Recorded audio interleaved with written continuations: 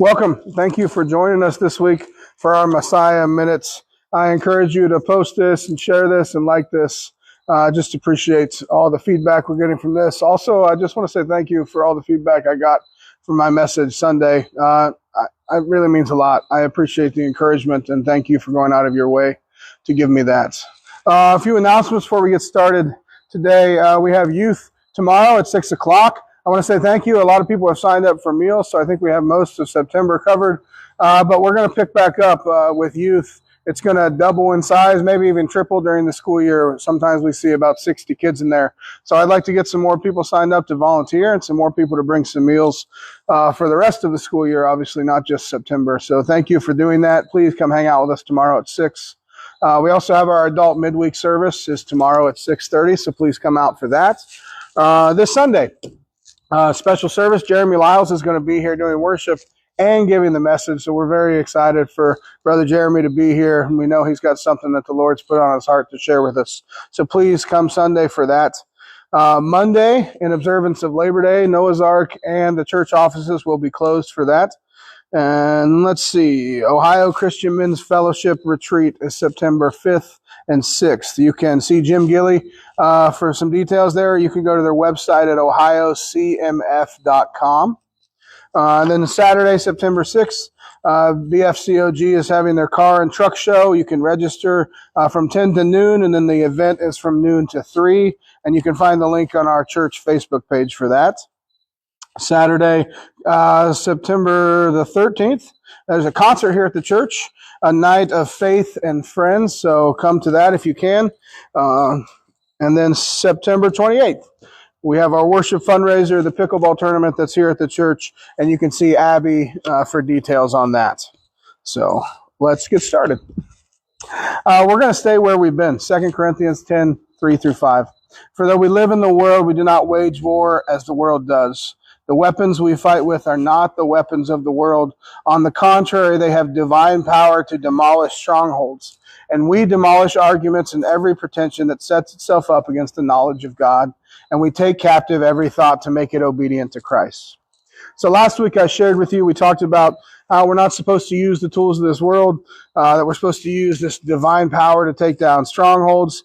I shared you that embarrassing story about me removing bushes from my house. I told you that for a reason, though. I want you to understand and really kind of grasp the idea that I needed a different kind of power for that task. And for the task of holding our thoughts captive, we need something else. We need God's power. We're supposed to be with His power that we take these thoughts captive and make it obedient to Him.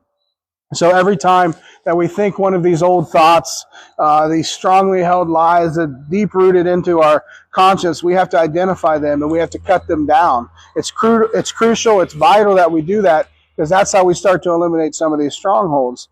You won't just accept it anymore like you always have because you've thought it so many times or so many people have reinforced it. You actually start to identify it as the lie and you take it captive and you submit it to the truth that is in Jesus. So I told you last week, we're going to start on how we actually do that. How do we defeat strongholds with that divine power that only comes from Jesus? So I want to look at how we can start to change things in our minds. So most of us for our entire lives have been taught that we need to focus on our behaviors. We never ever got in trouble for the things we thought, but we definitely got in trouble for the things that we did. Sorry for the technical difficulties there. We needed a different kind of power. We did not have internet outside, so we're back inside. But let's keep going. So most of us have been taught our entire lives that we are supposed to focus on our behaviors. We never got in trouble for the things we thought, but we definitely got in trouble for the things we did. I know I certainly did. And we were rewarded or punished depending upon our behaviors. So if I want to change something, then I need to change my behavior. Some of that makes sense, because obviously what we do on the outside matters. But mostly because it reveals what's on the inside. It's kind of like if we were to use a bucket to bail water out of a boat, but we still have the boat sitting under a waterfall.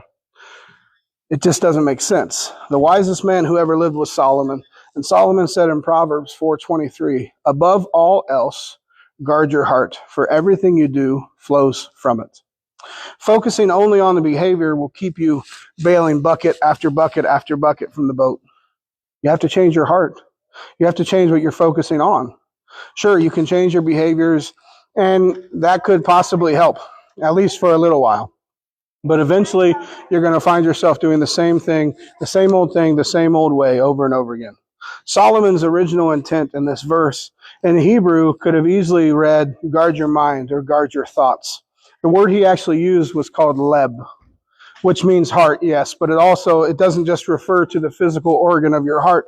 It encompasses your mind, your feelings, your will, your intellect, and your inner self. So the word leb, and what he was saying was, I know where this attitude, these behaviors are coming from. They're coming from your leb. They're coming from your mind, your heart, your will, your thoughts. This is why so many of us find ourselves in this constant state of fatigue and frustration, because we continue to try and change the behaviors in our lives, but we never address our leb, our thoughts, our minds, our hearts, our will. We aren't guarding it. So the first step in applying divine power to your thoughts is by paying attention to how well you're guarding them. If you have to guard something, it automatically implies that there's something after that thing. Otherwise, why are we guarding it? That means, guess what? That there's an enemy. There's an enemy outside that's trying to get in. We need to do whatever we can to stop that from happening. I want you to kind of understand, like your leb, your innermost being, your thoughts, your mind, it's like Fort Knox. It should be heavily guarded just like that, because what's inside is so valuable. And we're not guarding that. There are so many negative, harmful, anxious, shameful, unholy, prideful, ungodly, hateful, selfish, jealous thoughts that just pour into our minds if we let them. Sometimes they can be very obvious. But most of the time, these thoughts try to sneak in through the back door. And before we even know what's happening, we're thinking them. I want you to start understanding that that back door is called exposure. And that those thoughts come from somewhere. They're not just put there. Exposure to those things will determine our thoughts, and those thoughts will direct our lives whether we want them to or not. So next week, I hope you join us. We're going to start talking about how we can guard our leb by guarding our inner self by examining what we're exposed to and understanding that what we're letting in is what's molding us, and it's what we're putting out into the world. So join us next week. I thank you all for tuning in this week. I hope you have a great week and hope to see you at some of the activities at the church coming up. Love you guys. Bye.